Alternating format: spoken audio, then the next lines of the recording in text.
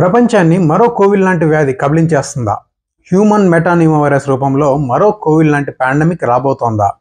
చైనాలో ఈ హెచ్ఎంపీవీ బారిన పడి అనేక మంది హాస్పిటల్స్లో అడ్మిట్ అవుతున్నారు. చైనాలో మొదలైన ఈ హెచ్ఎంపీవీ వైరస్ ఇప్పుడు ఇండియాకి కూడా స్ప్రెడ్ అయింది.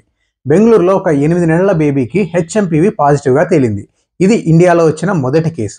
మరి అసలు ఈ హ్యూమన్ మెటానిమో వైరస్ అంటే ఏంటి? దీని గురించి కొన్ని విషయాలు డిస్కస్ చేద్దాం.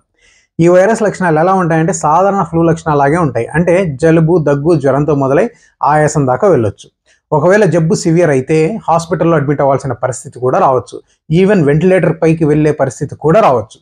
మరి ఈ వైరస్ ఎలా స్ప్రెడ్ అవుతుంది అంటే డ్రాప్లెట్స్ రూపంలో స్ప్రెడ్ అవుతుంది. దగ్గినప్పుడు, తుమ్మినప్పుడు ఒకరి నుంచి ఇంకొకరికి సంక్రమిస్తుంది. షేక్ హ్యాండ్ ఇవ్వడం ద్వారా, టచ్ చేయడం ద్వారా, ఒకరి వస్తువులు ఇంకొకరు వాడడం ద్వారా, పబ్లిక్ ప్లేసెస్లో కంటామినేటెడ్ ఆబ్జెక్ట్స్ని టచ్ చేయడం ద్వారా కూడా వచ్చే అవకాశం ఉంది. ఇక చిన్నపిల్లలు, ముసలి వాళ్ళు, ఇమ్యూనిటీ తక్కువ ఉన్న వాళ్ళు ఈ వైరస్ బారిన పడే అవకాశం చాలా ఎక్కువ. దీనికి ఒక వ్యాక్సిన్ అంటూ లేదు. ట్రీట్మెంట్ కూడా కేవలం సిమ్టమాటిక్ ట్రీట్మెంట్ మాత్రమే. మరి ఈ వైరస్ నుంచి మనం ఎలా కాపాడుకోవాలి అంటే రెగ్యులర్గా హ్యాండ్ వాష్ చేసుకోవడం మంచిది. అండ్ సోషల్ డిస్టెన్సింగ్ పాటించాలి.